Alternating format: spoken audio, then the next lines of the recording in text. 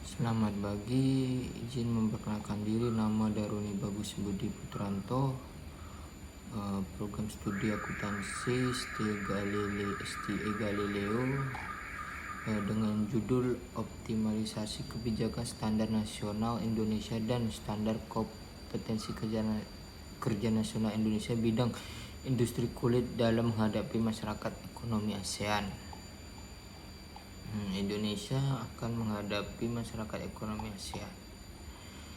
Indonesia memiliki peluang positif yang dapat dimanfaatkan berupa pasar barang lebih luas, biaya ekspor dan impor yang lebih murah, pasar tenaga kerja yang lebih luas, serta investasinya tanpa ada batasan ruang antara negara anggota ASEAN.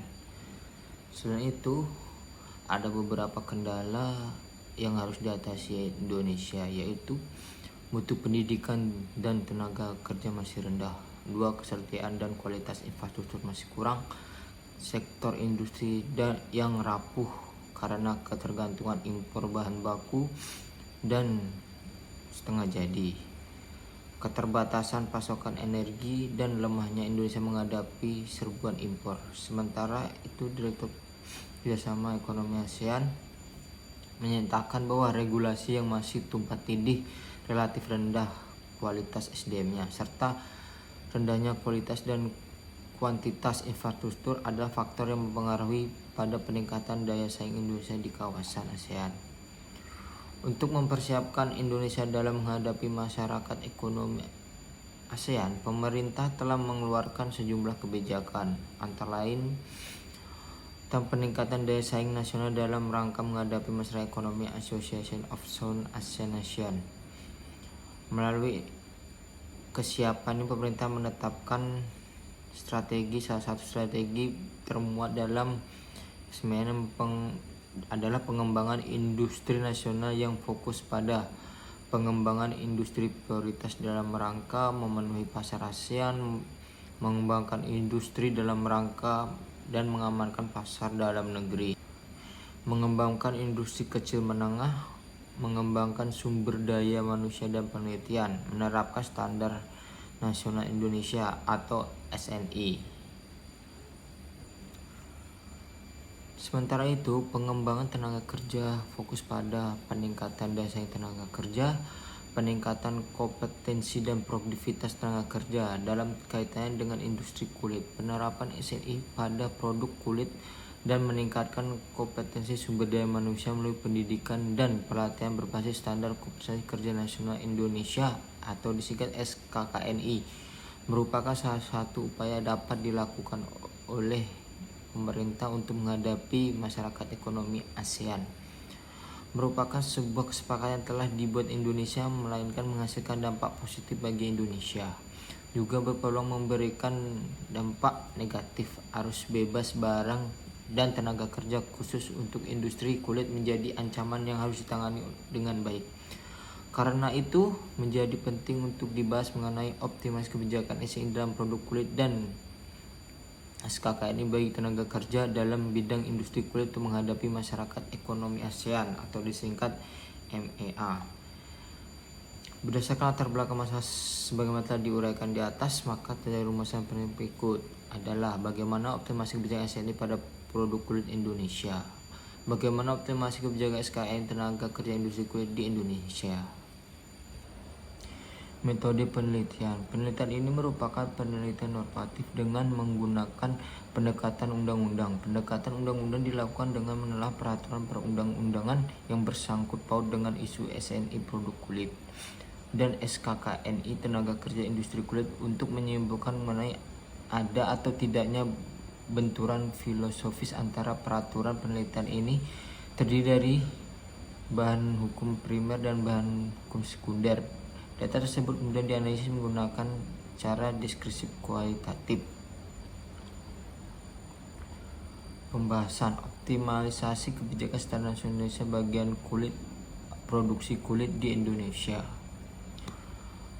Arus bebas merupakan salah satu elemen utama masyarakat ekonomi ASEAN untuk mendukung pasar tunggal dan basis produksi ASEAN. Maka ditetapkan ASEAN Trend in Good Government untuk prinsip-prinsip sebagai berikut: mewujudkan mewujudkan kawasan arus barang yang bebas sebagai salah satu prinsip, memberikan pasar tunggal dan basis produksi dalam masyarakat ekonomi ASEAN yang dituangkan dalam centang biru masyarakat ekonomi ASEAN, meminimalkan hambatan dan memperkuat kerjasama antara negara-negara ASEAN, menurunkan biaya usaha, meningkatkan perdagangan, investasi, dan efisiensi ekonomi, menciptakan pasar yang lebih besar dan untuk para pengusaha di negara-negara anggota ASEAN, menciptakan kawasan investasi dan kompetitif.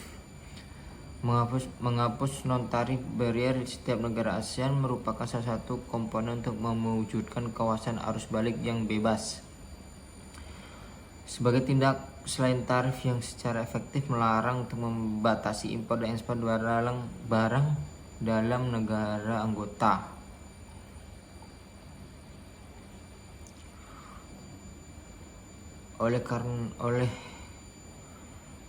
Artikel menetapkan tahap non-tarif barrier yang harus dilaksanakan oleh setiap negara anggota sebagai berikut.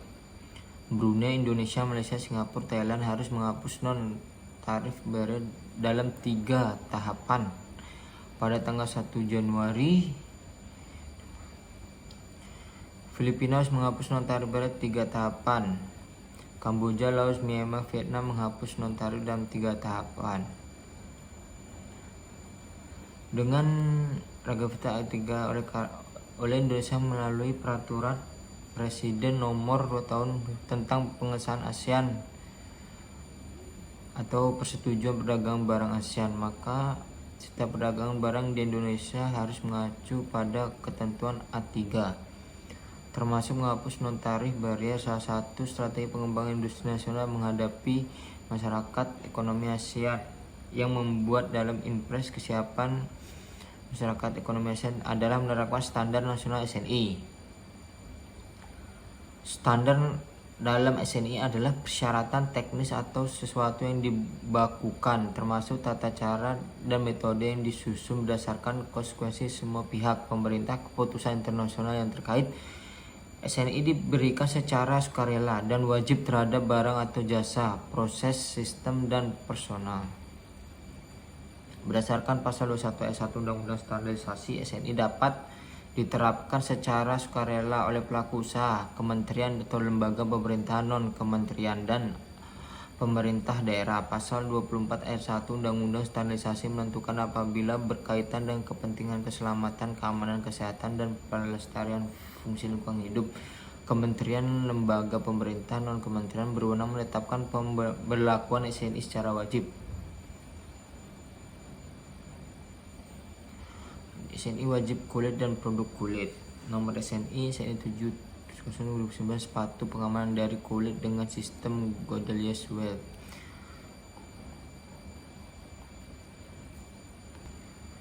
Yang kedua, optimasi kebijakan standar kompensasi kerja Indonesia bagi tenaga kerja industri kulit di Indonesia.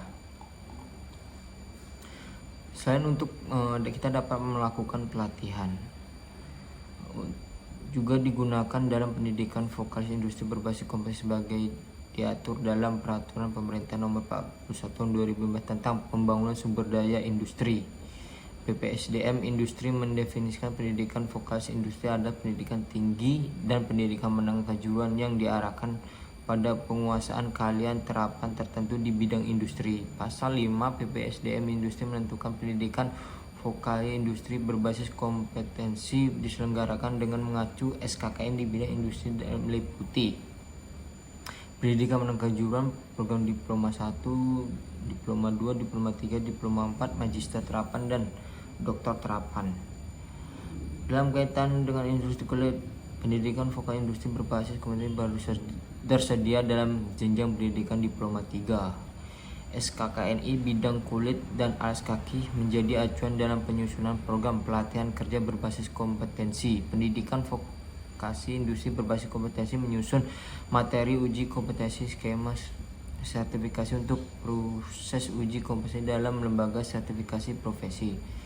Sesuai dengan data Kementerian Perindustrian, paling tidak ada 3 SKKNI yang berhubungan dengan bidang kulit dan alas kaki. SKK industri penyamaran kulit, sub bidang produksi SKKN industri alas kaki, SKKN kulit dan kulit buatan, termasuk pencelupan kulit berbulu, dan kelompok industri pengawetan.